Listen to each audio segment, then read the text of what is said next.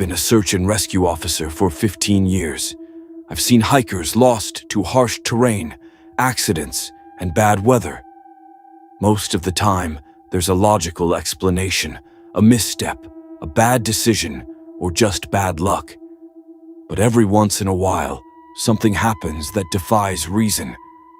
Raven's Hollow was one of those cases. I still think about it. Even now, years later, I can't let it go.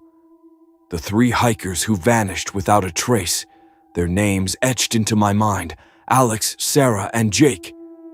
I was part of the team that searched for them, and what we found, or rather didn't find, still haunts me. It started like any other missing persons report. 3 friends had set off on a weekend hike into the hollow and hadn't returned. Alex was the experienced one, Sarah the photographer, and Jake their easygoing friend. They'd registered at the trailhead but never signed out. We got the call early Monday morning. Their families were worried. They hadn't heard from any of them since Friday. I remember driving up the winding road to the trailhead, the forest looming on either side. Raven's Hollow had a reputation. Locals whispered about strange lights and eerie noises, but those were just stories, right? Just myths meant to keep kids from wandering too far. I wasn't so sure anymore. We started the search with high hopes. The trail was well marked, and they were experienced hikers. It should have been a straightforward rescue. We found their first campsite on day 1. Nothing out of the ordinary. Tent stakes still in the ground, a charred fire pit. But there was no sign of them. No backpacks, no food wrappers, no tracks leading away. Just nothing.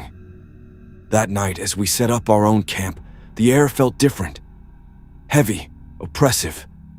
The usual forest sounds, the rustle of leaves, the calls of distant birds, were absent. It was too quiet. I didn't sleep well. Day 2 was when things got strange.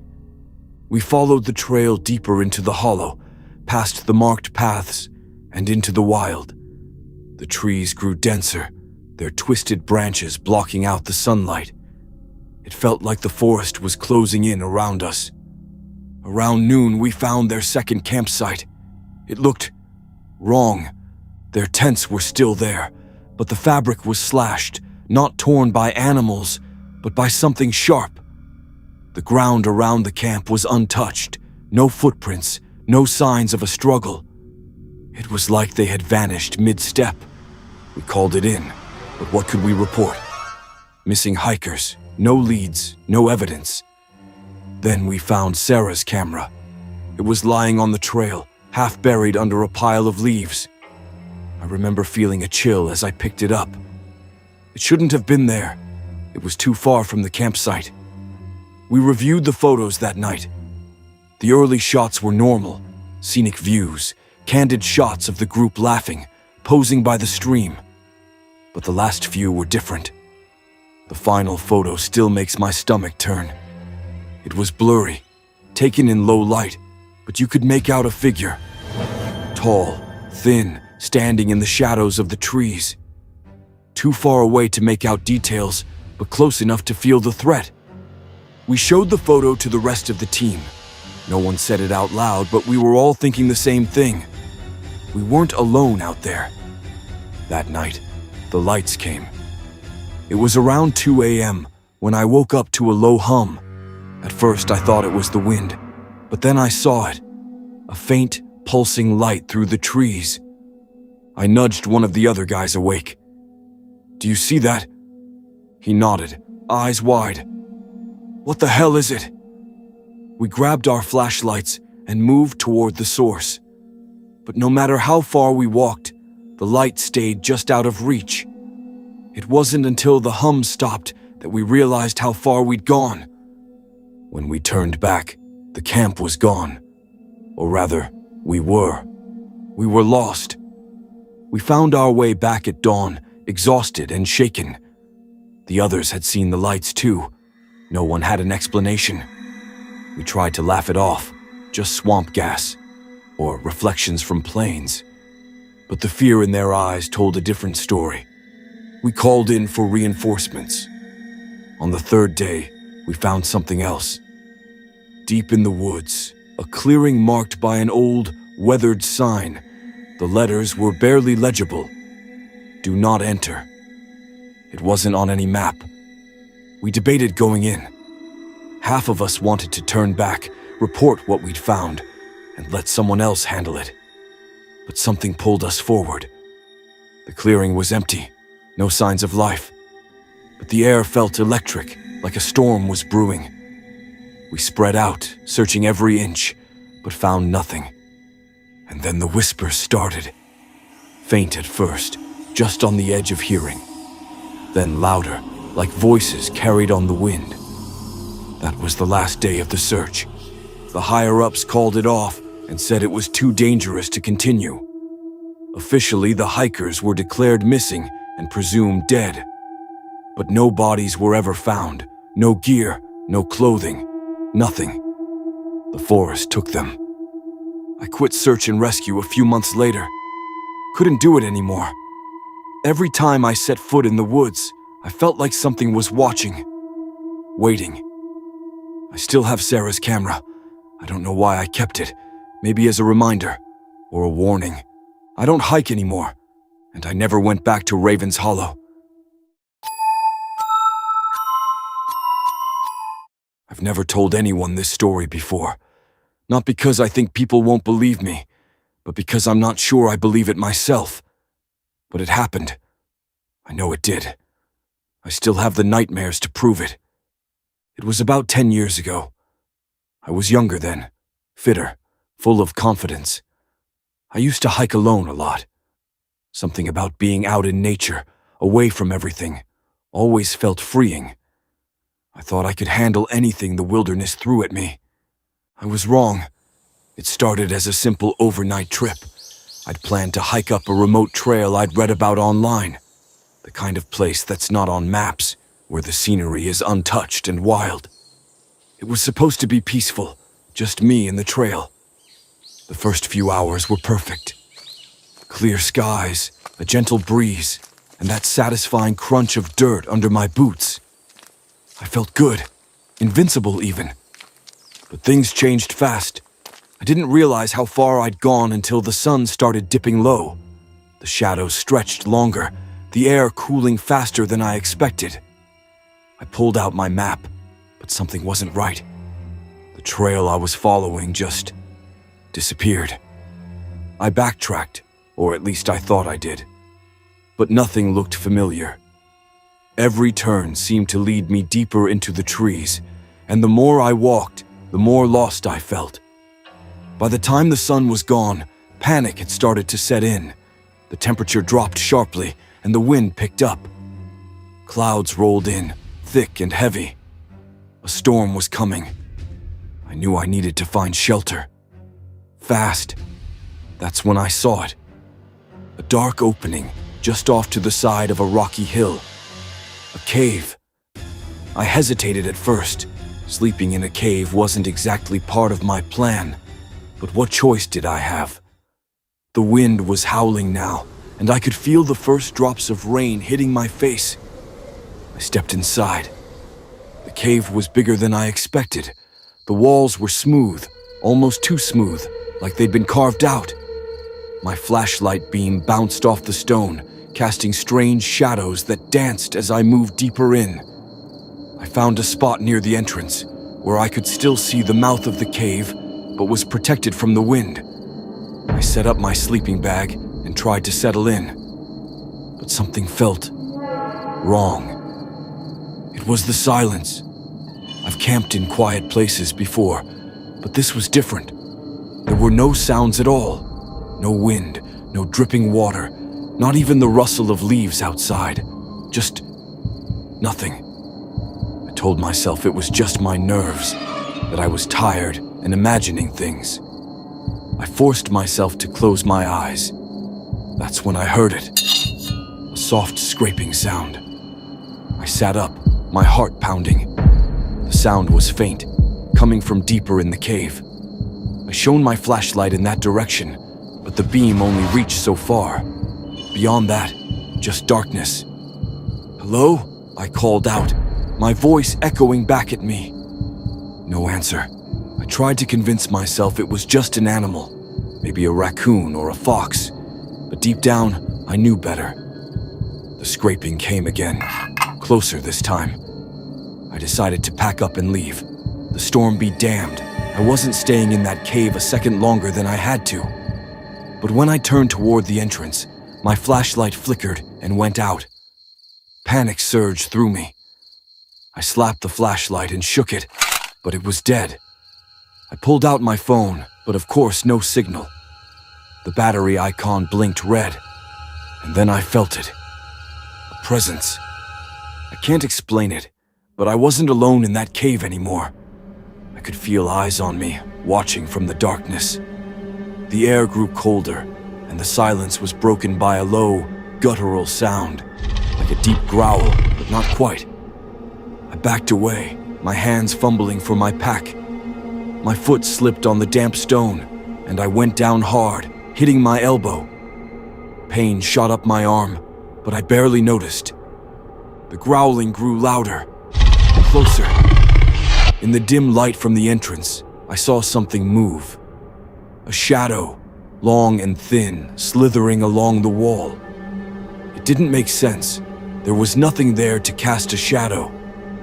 I scrambled to my feet and bolted toward the entrance, my heart hammering in my chest. The cold air hit me like a slap as I stumbled outside, rain pouring down in sheets.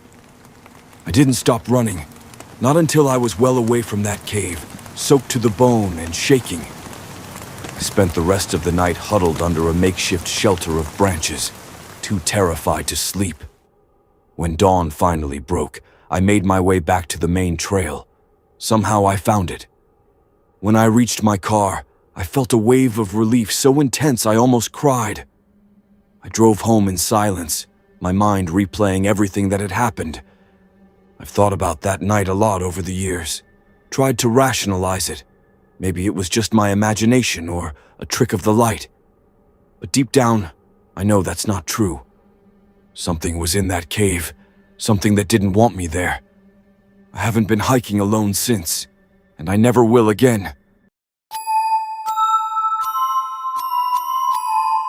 They say time heals all wounds, but that's not true. Not for me. It's been over 30 years, and the ache in my chest is just as sharp as the day my boy disappeared. I still sit by the window some nights, staring out at the trees, hoping, praying that he'll come walking up that old dirt road like nothing ever happened. But he never does. Do you want to hear the story? All right. But I'll warn you, it's not the kind of tale that leaves you with answers. It's a story full of shadows and questions. And once you hear it, you won't forget it. My son, Ethan, was 22 when he went missing. He was a good kid. Smart, independent, loved being outdoors. He was always off hiking or camping somewhere. It worried his mother to death, but I always figured he knew what he was doing. That summer, he planned a solo trip, 1 week in the wilderness. He wanted to clear his head, he said. Get away from everything. We didn't think much of it. He'd done it before. He left on a Sunday. I remember standing on the porch, watching him load his pack into the car. He waved, smiling, and drove off down the road. That was the last time I saw him. When he didn't come back the following Sunday, we didn't panic right away. Maybe he got delayed. Maybe he decided to stay an extra day. But by Monday night, we knew something was wrong. We called the police. They organized a search, and within hours, they were combing the woods where Ethan had planned his route. Dogs, helicopters, volunteers.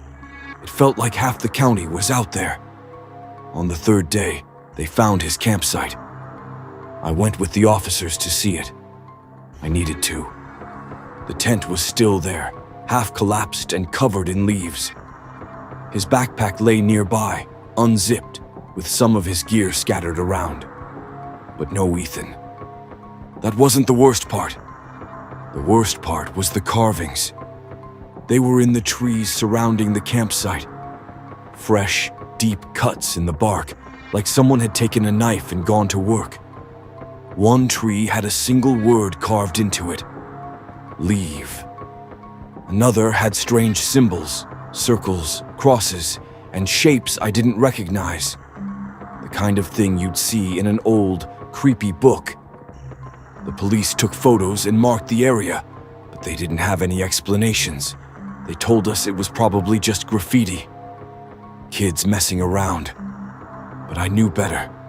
I could feel it in my bones. Those messages were meant for Ethan. The search continued for weeks. They found more of his stuff, a boot by the creek, his jacket snagged on a branch.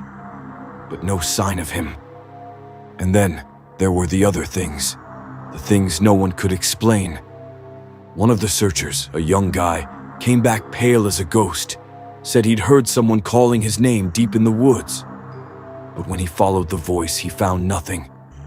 Just trees and silence. Another volunteer swore he saw Ethan standing by the riverbank, waving.